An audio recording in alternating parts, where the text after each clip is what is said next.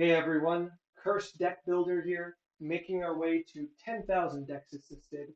And right now we've got another Atraxa deck, but this time Atraxa Grand Unifier Blink.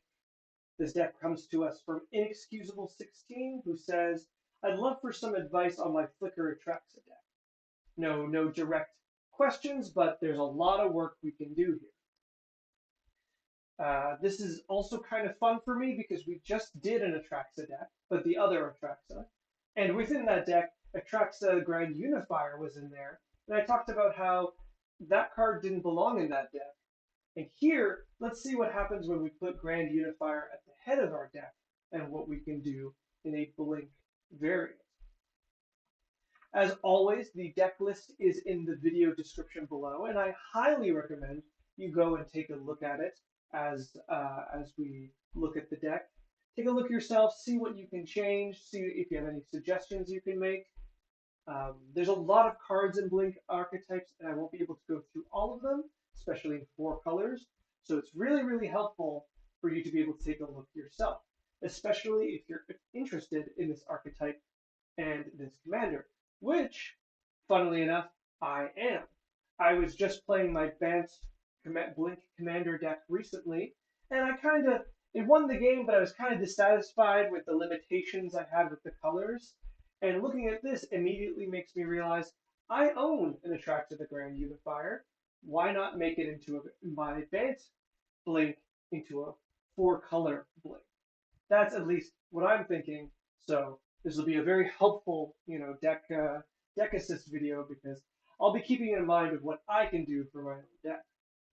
So, right off the top, who is Atraxa and why Grand Unifier Atraxa, and why are we using her? Well, she's a 7-mana 7/7 Phyrexian Angel. She's got Flying, Vigilance, Death Touch, and Lifelink. But much like her previous form, that's not why we're using her. We're using her for her other ability.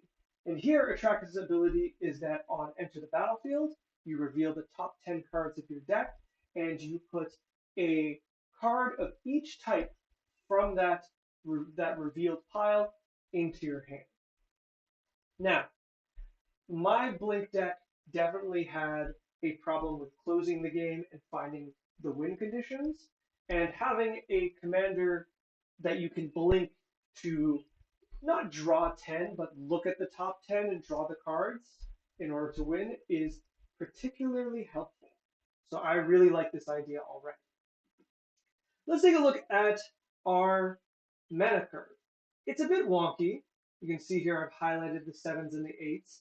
The 8 is Hoarding Broodlord, which has Convoke, so at least it can go down in mana cost. And 7, excluding our commander, we have 3 cards at Adventure of Zendikar, Meteor Golem, and Approach the Second Sun. 6 is a little weird too with Eternal Wanderer and Casualties of War. I'll have more to say about those than I'll have of everything else. So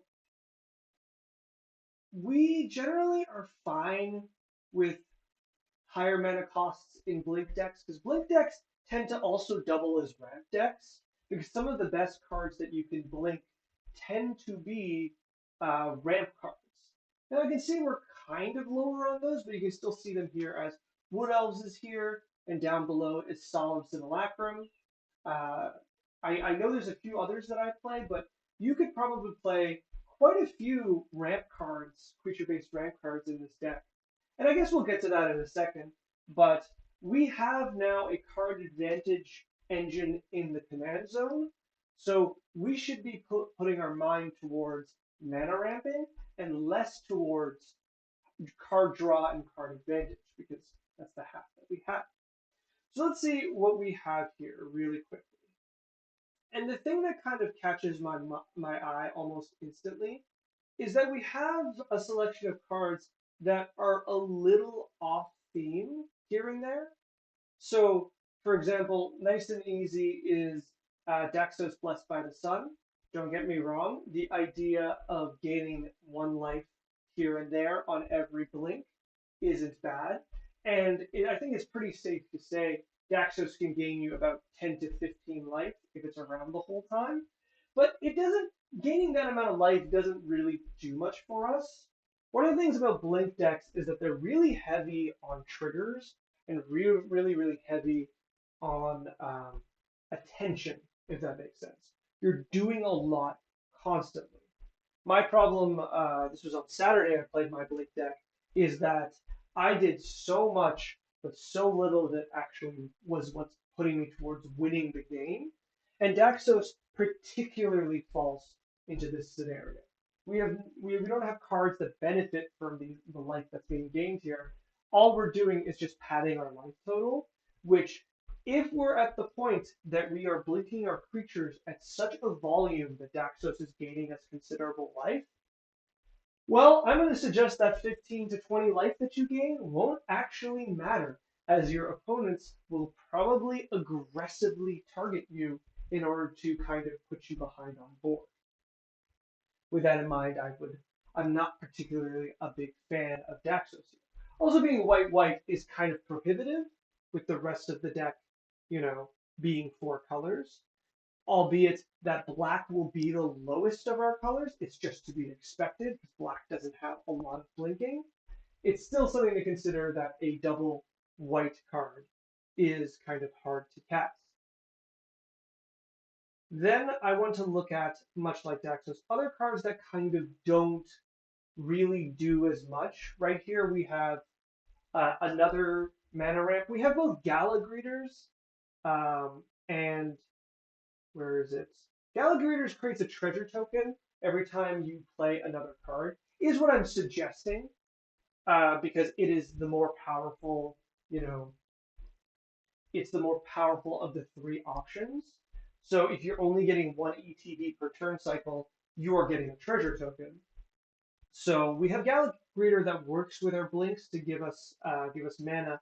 So Fabro Elder feels weird. I know it feels really impressive to think of it as a tap for 4 mana, but it's a little tricky, right? Because depending on what you're casting, that you might not be using all 4 of that mana in the way that you want to, because sometimes you're going to need different combinations like white and green. But also, I don't think that number is going to, like, you're going to have enough permanence to have all of those colors. And most of the time, you know, that advantage is going to be a bit lower. Okay, this is a weird comparison, but think about it like this. Let me find what else. What else puts a forest into play? Because it's a forest, it can be a triome or it can be any one of our shoplands, let's say, or any card with a forest and another land type. So every time you play a Wood Elves, you get 1 portion of Fabro Elder's ability, right? I know it's a little confusing, but that is how it works. Every time you get that land every turn, right? Just like Fabro Elder taps every turn. Now, Fabro Elder by itself taps for 2, so you need to be able to blink the Wood Elves once to get to that level. But after you've blinked Wood Elves once or twice, you've kind of hit the limit. Like, you're hitting the power level of Fabro Elder all the time without having the downside of it being vulnerable to removal, right? I get that Fabro Elder can attack, but attacking with a 3/3, which most of the time this card will cap out at, isn't particularly impressive. And at a certain point, you can't really attack with it anyways. So the main benefit is to tap it repeatedly. And once again, if you need blink targets to do things, Fabro Elder feels kind of weird. It looks really great with our commander, but that's kind of it. So I'm not a big fan. Lagrella is great. I'm just pausing on Lagrella because Lagrella is my Bant Blink commander. Lagrella is really good. It is a deceptively strong card, and I think people would be really happy to be playing more of it in these Blink shells, because I think people underestimate how powerful it is to steal one of your opponent's creatures, their commanders, and force your opponent to decide whether or not they want to return to the command zone. In the game I played on Saturday, I stole one of the players. They were playing Frodo and Samwise, Frodo and Sam, and I stole Sam. And that player assumed they'd be able to get Sam back from under Lagrella, so they left them there. And they never got Sam back because I was able to protect Lagrella. Lagrella allows you to do kind of dumb things really, really easily, and I really, really like it. Okay, I just wanted to talk about her a little bit.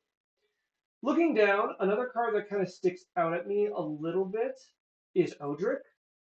Odric is really cool in the sense with Atraxa because you're imparting 4 abilities minimum across the board and 4 relevant abilities at Vigilance, Death Touch, Lifelink, and Flying. Um, I see why he's here. I think that's neat, but it feels a little too off theme. I don't know how often you're going to want to be able to attack with your team, even with Atraxa's ability. I think something to consider. I'm not going to say just toss Odric. I kind of want you to think about 2 other keywords. One of them is First Strike, and the other one is Haste. First Strike is really, really good because Atraxa gives Death Touch. So when you have Death Touch and First Strike, your creatures are basically unkillable in combat most of the time, and that's really, really good. Granted, Trample would be the third one I would talk about because Trample, First Strike, Death Touch works really well together.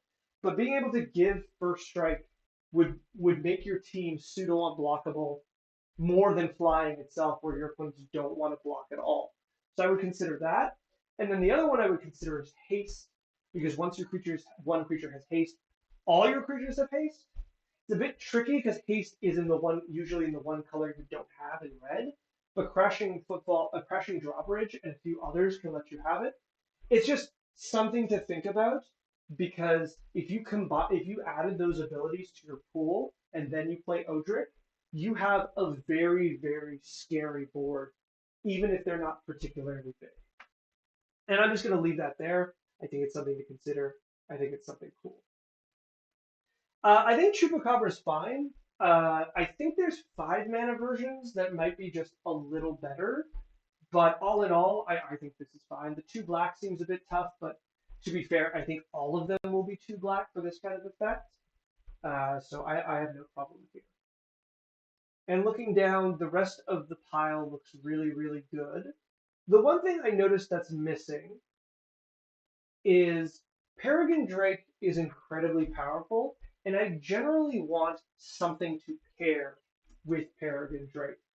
Namely, the combo that I think always wins the game is Soul Bond, is the blue Soul Bond, Deadeye Navigator. Deadeye Navigator and Peregrine Drake, you have infinite mana of infinite colors. And then if you have anything that allows you to blink with mana, such as, I think she's missed something. She is a blue-green creature. Oh, but she returns at end of turn, so it wouldn't work anyways. If you have infinite mana, oh no, you don't need that anyways. You have Deadeye Navigator, right? So Peregrine Drake, Deadeye Navigator, Atraxa all together draw your entire deck because Peregrine Drake and Deadeye Navigator make infinite mana, and then you repair Deadeye Navigator with Atraxa, then you draw your entire deck, and then after which you can play whatever card you want and win the game. So I would very much so play Deadeye Navigator. It's not too expensive. It just basically finishes the deck's combo win, which these decks sometimes need because they are a little clunky to win the game. They fill up the board real well, and then they sometimes just kind of do nothing. So having a combo win is really, really nice in a deck like this. Looking at the rest, Profane Tutor looks great. Farseek, Nature's Lord, 3 visits, and Sky Shroud Claim. I want you to find the creatures that do these abilities. I probably will suggest a few of them in a second, but there are creatures that have these abilities, and you should be playing them more often. I recognize, and I'm about to comment on this in a little bit, that a variety of different card types is really important, but also blinkable, like your mana ramp should be blinkable because frankly that's what you're good at. That's the main idea. And allowing these things to be creatures allows for them just to be able to be uh, blinked, ramp, and repeatedly ramped. So I would like that change. Villainous Wealth Casualties of Full War, and Approach of the Second Sun. These cards are very strange to me. They feel like they're three pet cards. Each of these cards is kind of neat, but they don't really do. I'm stuck on a great visit, sir. They don't do. They don't like mesh with the deck's identity of what it's doing. Like, don't get me wrong, it's really really cool, but like you're not going to win games with your main game plan like this. Villainous Wealth requires an absurd amount of mana, which you're able to get to. Don't get me wrong, but even then, it doesn't necessarily win the game. It just puts you really far ahead.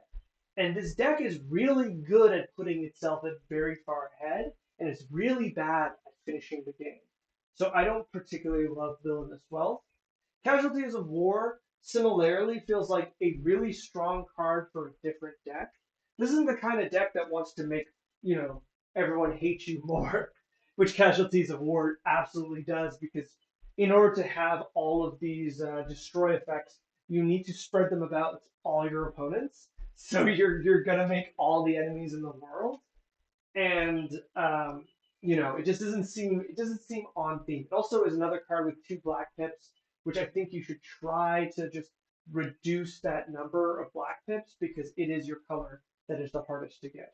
Which on that now, looking back to Hoarding Broodlord, even with Convoke, considering the low number of black cards in your deck, I don't know how castable this card is. Don't get me wrong, the blink ability of it is really, really cool. Casting it seems to be a bit troublesome. I'm not going to fight it too much because it is incredibly strong, but something to think about. Also, you'll notice that I haven't talked about Gonti, despite having two black pips, and that's just because I think Gonti is very, very good and worth it. All right, back to Casualties of War. I think it's a little too much. I think in terms of removal, you just have to be a little more efficient. Even at sorcery cards, there just should be better things you should be playing first. Approach is fine, though once again, it doesn't feel like it belongs here. I do recognize the power of casting Approach, then casting Atraxa, then casting Approach. That's a lot of mana. that's a really, really big effort to do this. But it wins you the game, so perhaps I shouldn't be too worried about it.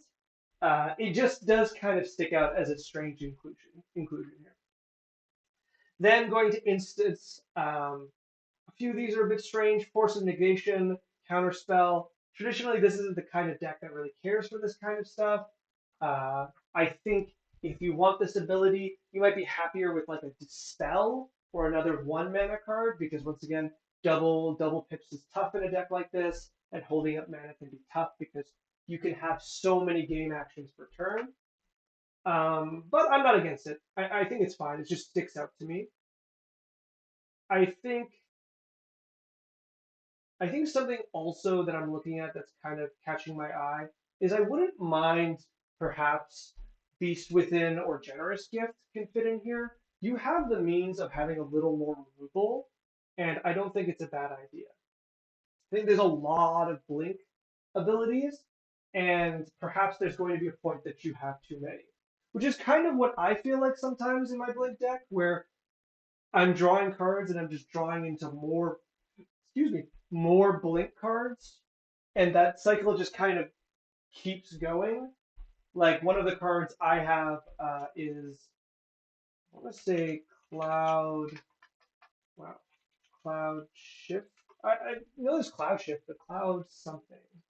Let's say it's a blue-white card with flying. Draw two. Cloud Blazer.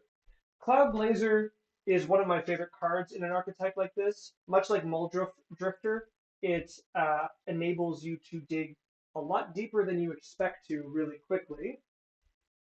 And I've been in situations where you just keep, and that was Saturday, is I just kept blinking Cloud Blazer. And don't get me wrong, Cloud Blazer probably drew me upwards of, I would have to say like 12 cards, but the majority of them were more blink cards to blink her further. And there's a point where it's not that great. So I really like things like C Double and Clone as giving a little more variety of the kinds of blinks you have. to enable these cards to do to go a little further instead of just blinking. Artifacts seem pretty straightforward. Decanter of Endless Water. There's a 2-mana version of that. No max. And oh, it's all here. An add. It is Thought Vessel. Play Thought Vessel instead. It's just 1 mana less. And Parharmonicon is great. Probably overkill in the same way El Shnorn is probably overkill, but that's fine. I'm not going to suggest not to play them. Chromatic Lantern is absolutely playable in a 4-color deck like this. I think that's fine. And then finally, coming up to the enchantments, these are all for as long as exchange of words remains on the battlefield, exchange the text boxes. Does that include the power and toughness? That's a good question. Exchange of words. That is a fun card, I will say.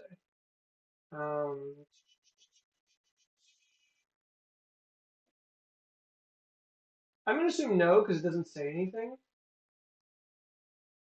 Because the text box does not contain the power and toughness, but good to know. I don't know why this is here. I think it's cute. I'm not going to complain. It's a really funny card. Seal from Existence also feels a little strange here as removal, and Teleportation Circle makes sense. Now, a lot of the things I would say, like Thassa Deep Dwelling, I'm sure you already know about this. Cards like this, she's more expensive than you'd expect, but she works as just another teleportation circle, sorry. But, oh, I forgot the Planeswalkers. Both of these Planeswalkers are fine. I think Venser is the traditional blue-white blinking Planeswalker. But he's also 5 mana. I own one of these from the dual deck, and it's horribly warped because it came only in foil. But Venture the Sojourner is fine. It's just another card that enables for extra blinks. One of the things I'm more thinking about, because I forgot to say this last time, let's look at any battles in our colors, because every card type matters here. And I don't think there's going to be too much that we really care about. Invasion of Dominaria is cute because once it flips into a Sarah Angel, we can then bounce it to draw a card and gain 4 life indefinitely.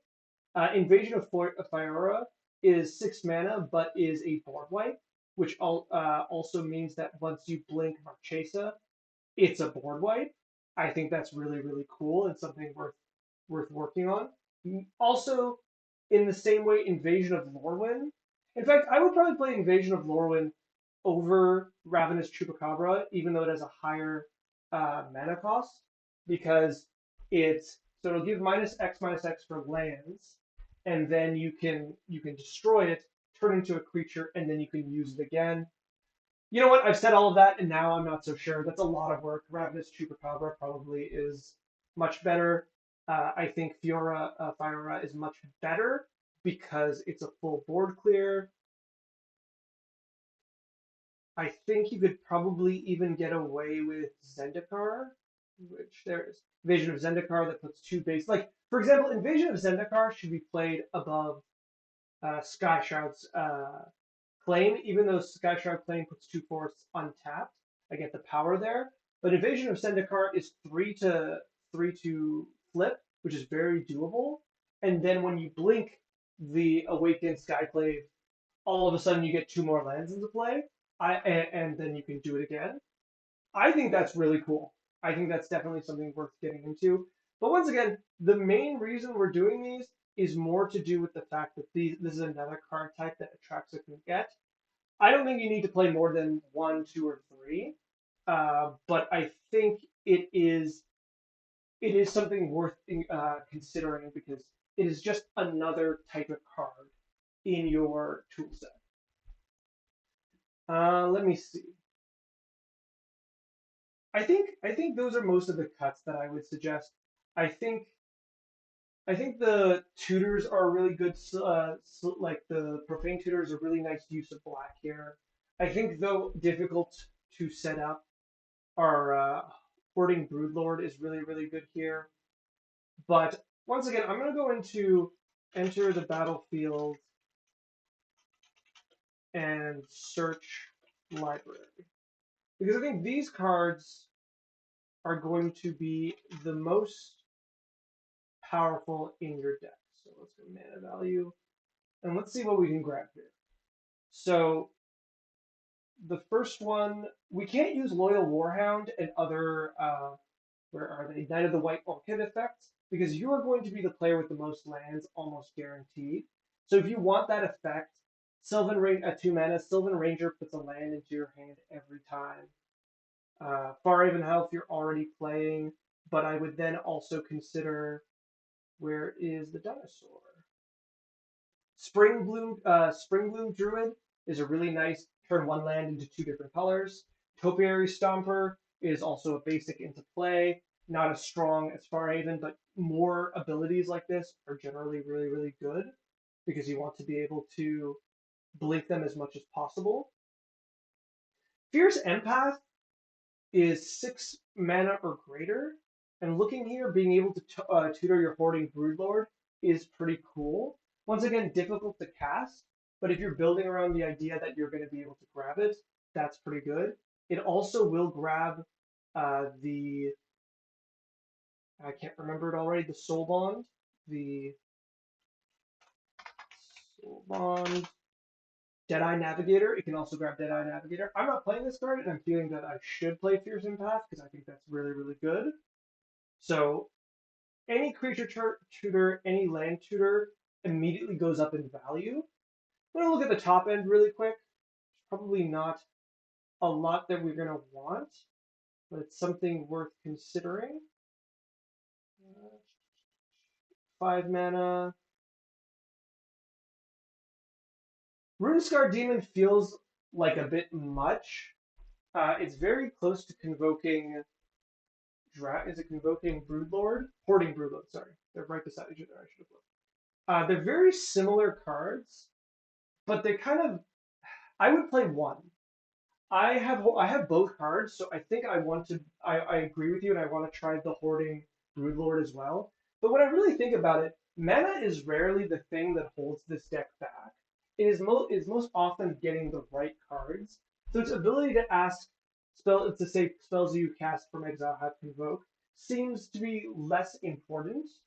Granted, casting that initial cast of the 8 mana creature can be reduced by convoke is really, really nice. Whereas Runescar Demon, you need the full 7 to get going.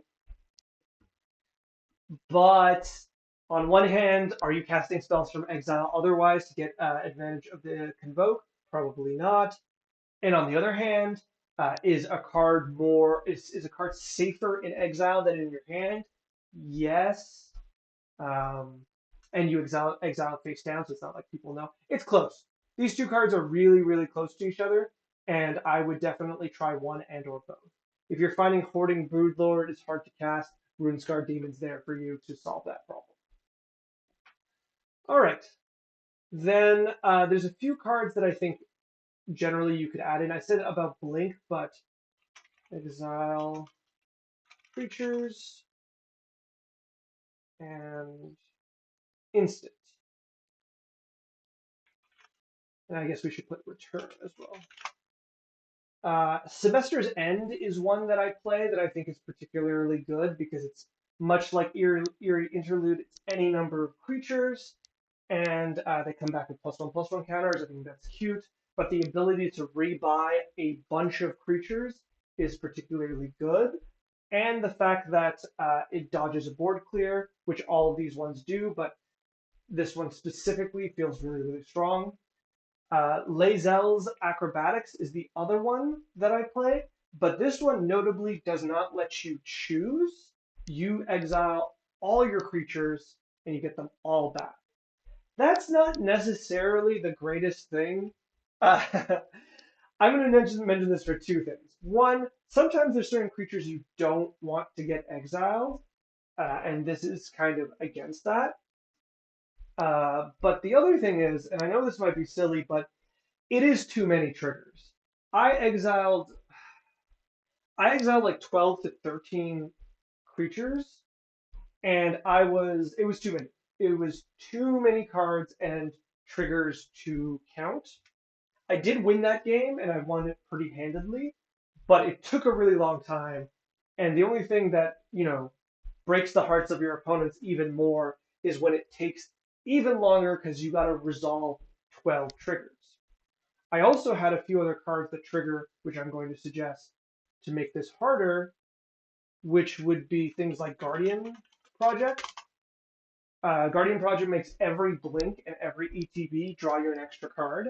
It's very, very strong. And though I said even though our commander already gives us card advantage, it doesn't hurt to have other card advantage. So playing Guardian Project is pretty free. But I think also let's just go battlefield, draw, creature. I'm thinking Wall of Omens. I'm thinking Wall of I think Flowers, is it? Mana value.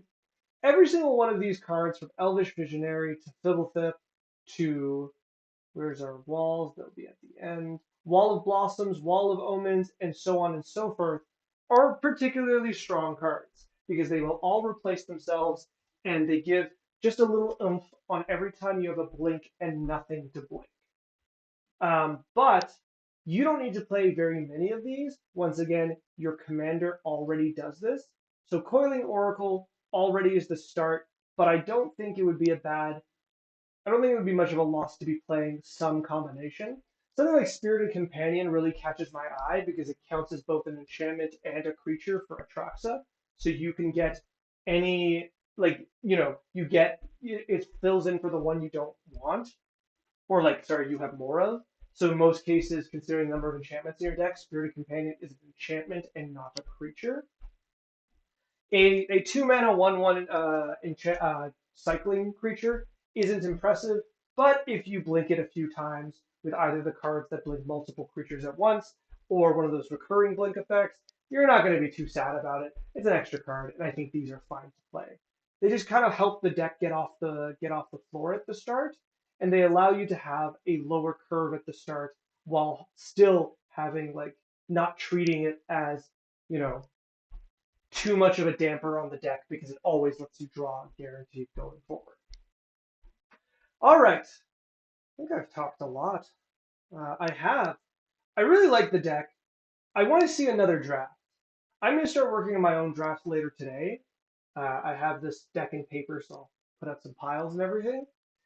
But I think this is the start of a really, really strong, fun deck.